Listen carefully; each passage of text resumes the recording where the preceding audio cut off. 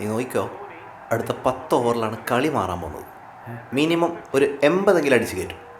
ഇല്ലടാ, പിച്ച് ഭയങ്കര സ്ലോ ആണ്.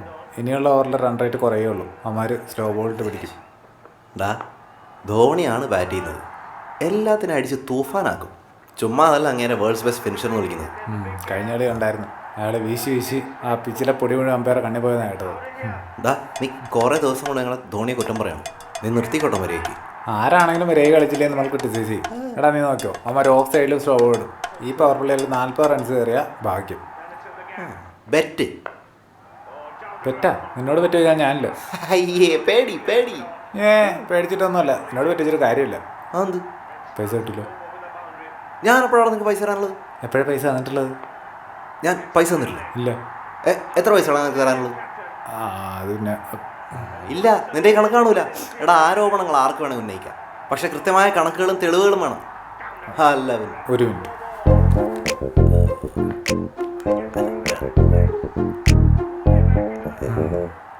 അല്ല നിർബന്ധമില്ല. ഇതേണ്ടാ, ഇതിൽ കൃത്യമായിട്ടുള്ള കണക്കുകളുണ്ട്.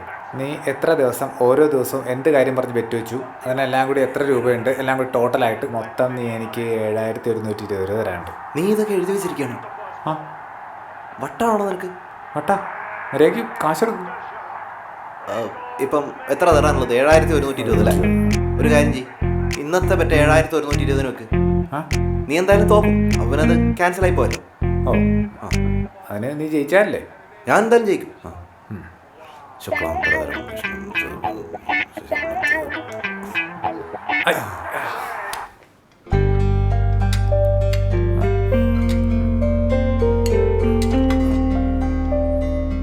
എന്താ അറിയില്ല, ഭയങ്കര വിശപ്പ്. ഒരു പുതിയ കാര്യമല്ലോ.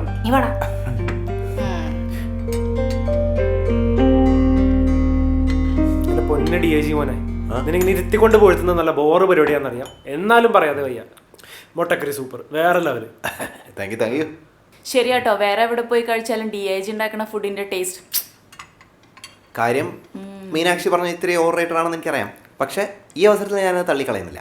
വേറെ ആർക്കെങ്കിലും എന്നെ ഇങ്ങനെ പൊഴുത്തി പറയാനുണ്ടെ പറഞ്ഞോട്ടോ, ഞാനൊന്നും നിരുത്സാഹപ്പെടുത്താറില്ല. അതെ, എല്ലാവരും ഒന്ന് പോഴ്ത്തു പ്ലീസ്.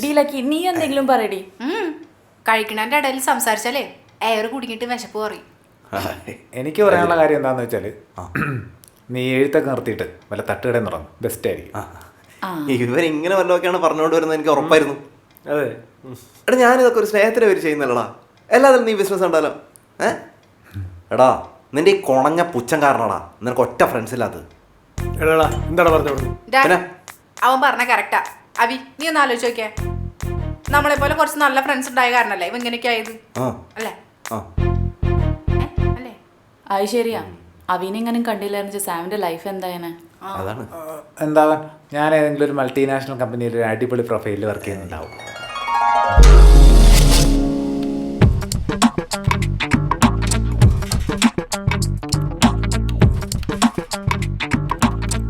ഡിയർ ഓൾ, എല്ലാ വർഷത്തെയും പോലെ ഈ വർഷവും ബെസ്റ്റ് പെർഫോമറായി നമ്മുടെ സാമിനെ തിരഞ്ഞെടുത്തിരിക്കുന്നു.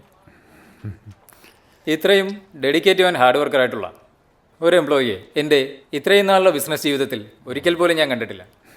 ഒരു പ്രൊഫഷനെ ഇത്രയും പാഷനേറ്റ് ആയിട്ട് കാണുന്ന, ഹോളിഡേയ്സിൽ പോലും വർക്ക് ചെയ്യുന്ന, ജോയിൻ ചെയ്തിട്ട് ഒരു ദിവസം പോലും ലീവ് എടുക്കാത്ത, എത്ര വർക്ക് പ്രഷറിലും കൺസിസ്റ്റൻ്റായി പെർഫോം ചെയ്യുന്ന ഒരാൾ. ഇതൊക്കെ മറ്റുള്ളവർ കണ്ടുപഠിക്കണം.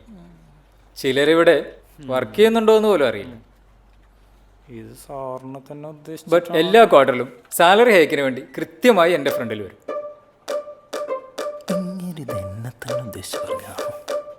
സാമിനാണെങ്കിൽ സാലറി പോലും വേണ്ട. അതങ്ങനെ ഒരു മണ്ട. എനിക്ക് സത്യം പറഞ്ഞാൽ പറയാൻ വാക്കുകൾ കിട്ടുന്നില്ല. He's a phenomenon. ഈ അവാർഡ് ഞാൻ വേറെ ആർക്ക് കൊടുക്കും? The one and only Sam. He's a best performer of 2019. Give a big applause. പിന്നെ കോപ്പാണ്. Thank you.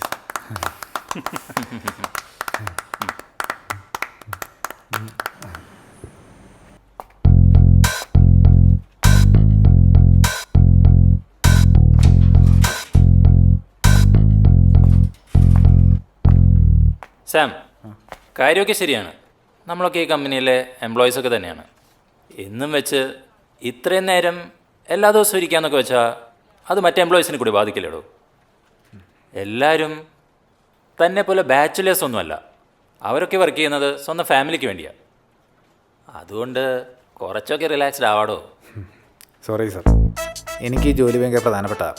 എനിക്ക് സാറിനെ പോലെ ആവാൻ പറ്റില്ല. സാമിനൊരു രീതിയുണ്ട്, സാമിന് അതുപോലെ സഞ്ചരിക്കാൻ പറ്റുള്ളൂ. എന്നാ നീ ഈ കമ്പനിയിൽ എത്ര കാലം ഇങ്ങനെ വർക്ക് ചെയ്യുമെന്ന് എനിക്കൊന്ന് കാണണോടാ.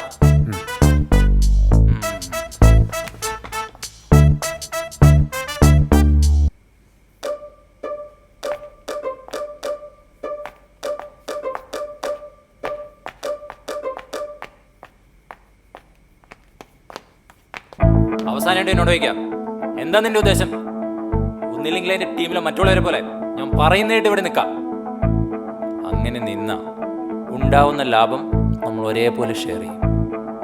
അതല്ല ഞാനിങ്ങനെയാണ്, എനിക്കിതൊന്നും പറ്റില്ലെന്നല്ല അതിനാണെങ്കിൽ ഓക്കെ, ഞാൻ വിട്ടു. പക്ഷെ അതുകൊണ്ടുണ്ടാവുന്ന നഷ്ടത്തെക്കുറിച്ച് ഓർത്ത് നീ വളരെയധികം സങ്കടപ്പെടേണ്ടി വരുമോടാ. സാറിൻ്റെ ഉപദേശങ്ങളൊക്കെ കൊള്ളാം, പക്ഷെ ഒരു ചെറിയൊരു കുഴപ്പമുണ്ട്. അതെനിക്ക് പണ്ടേ തോന്നിയതാ. ആട്ടെ, എന്താ നിന്റെ കുഴപ്പം? തൻ്റെ തന്തയല്ല എൻ്റെ തന്ത. തന്തയ്ക്ക് പറയുന്ന പുല്ലേ വാടാ പിള്ളേരെ.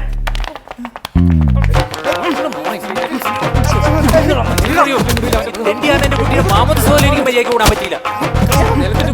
പബ്ലിക് ഹോളിഡേ പോലും വിടാതെ പണിയെടുക്കാൻ അമ്മൂമ്മയുടെ ഒരു ഓവർ ടൈം വർക്ക് ആത്മാർത്ഥത. മേലാ നിന്നെ ഓഫീസ് ടൈം കഴിഞ്ഞൂടെ കണ്ടോ? ആവോടാ ഈ കണ്ണടയും കൊണ്ട് ഊരിട്ട്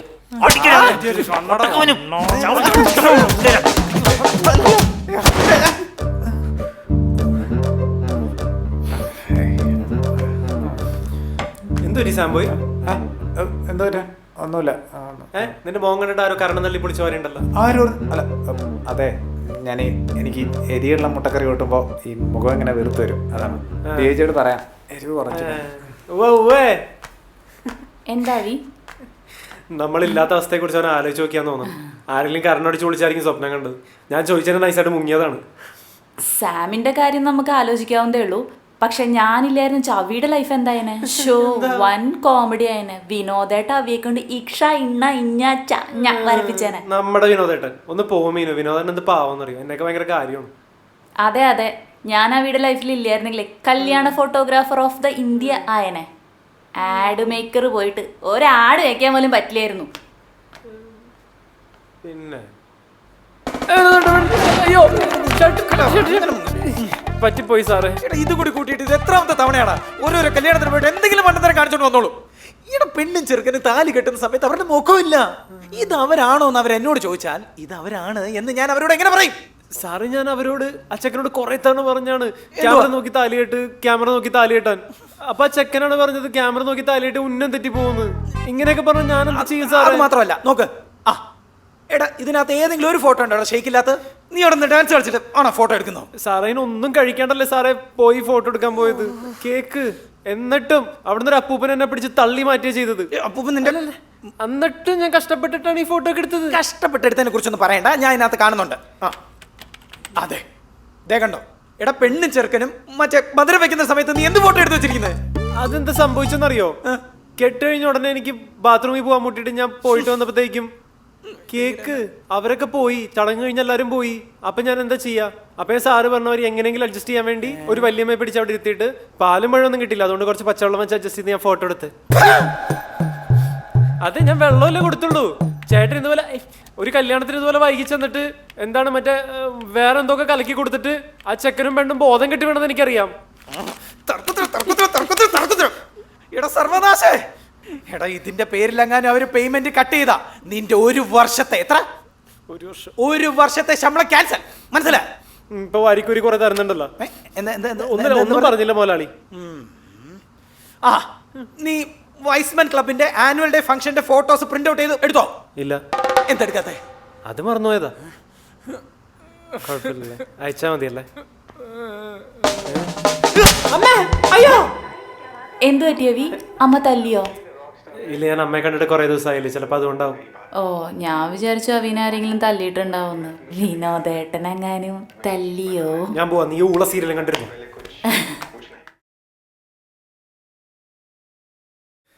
അതെ പിന്നെ താൻ കുളിച്ചിരിക്കണം, ഞാൻ ഇല്ലായിരുന്നു നീ കാണായിരുന്നു കേട്ടാ. തന്റെ ചേട്ടൻ തന്നെ മുറച്ചിറക്കി ചക്കനെ കൊണ്ട് ഇപ്പൊ തന്നെ കെട്ടിച്ചാണ്. പിന്നെ ഈ സീരിയലിലെ നായികരെ പോലെ തന്റെ ലൈഫില്ലേ കത്താത്തടുപ്പിൽ ഊതി ഊതി ജീവിതം അടുത്ത് പണ്ടാറണെങ്കിൽ നാളണക്കല്ലെങ്കിൽ പണ്ടാറണെങ്കിൽ പോയാനെ ജീവൂമ്പ.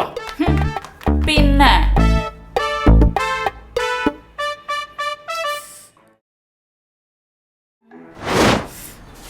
അടിച്ചാലും തീരാത്തൊരു പറമ്പും ഒരു പശുവും. ഓ, പശുവാണെങ്കിൽ എപ്പോ നോക്കിയാലും ഇവിടെ വന്ന് ചാണിടും. ഈ മനുഷ്യനിത് എവിടെയാ എന്താ വേണ്ടതെന്ന് എനിക്കറിയാം. ഒരു ദിവസം ഞാൻ എല്ലാത്തിനും വിഷം കലക്കി കൊടുക്കും. മീനാക്ഷി എന്തോ ചായ. ചോയല്ലേ തന്റെ ചേട്ടന്റെ എവിടെ ഇരിക്കണത്? വയ്യ എടുത്തു താ.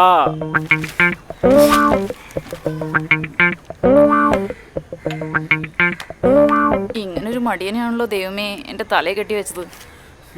എനിക്ക് വയ്യാത്തോണ്ടല്ലേടി. തനിക്ക് വയ്യ, ഒന്നിനും വയ്യ. ഒന്ന് കുനിഞ്ഞ് ചായ എടുക്കാൻ പറ്റാത്ത മനുഷ്യനാണ്. എന്റെ ദൈവമേ, ഫോണിന് റേഞ്ച് ഇല്ലാത്ത കാട്ടുമുക്കിൽ കൊണ്ടുവന്ന് വീടും വെക്കും. ഒരു ഇൻസ്റ്റാഗ്രാമില്ല, ഒരു ഫേസ്ബുക്കില്ല.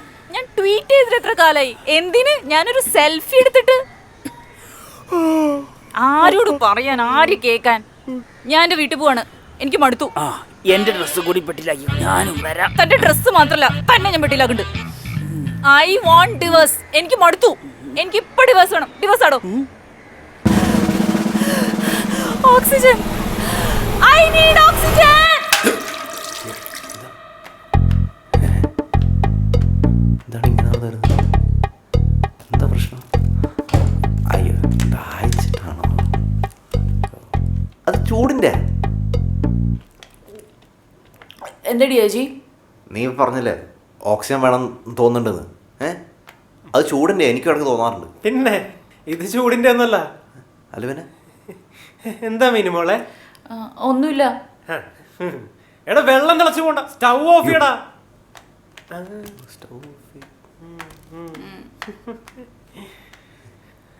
ഇവക്ക് എന്ത് പറ്റി? ഒരു കിളി പോയ പോലെ ഉണ്ടല്ലോ. ഒരു കിളിയാ? ഇത് ഒരുപാട് കിളി പോയ പോലെ ഉണ്ട്. എന്താ കാര്യം? മറ്റേ നമ്മൾ ഡിന്നർ ടേബിളിൽ ഇരുന്നപ്പോ ഒരു കാര്യം സംസാരിച്ചില്ലേ, അത് മറ്റേ ഇമാജിനേഷൻ. അത് തന്നെ. ഞാൻ എന്റെ കാര്യം ആലോചിച്ച് ഞെട്ടിപ്പണ്ടാരടിക്കുമ്പോൾ അവൾ എന്നെ വന്ന് കളിയാക്കി. അത് ആ ഗോൾ അങ്ങോട്ട് വെച്ച് കൊടുത്തു. അതിന്റെ ആഫ്റ്റർ എഫക്റ്റ് ആണ്.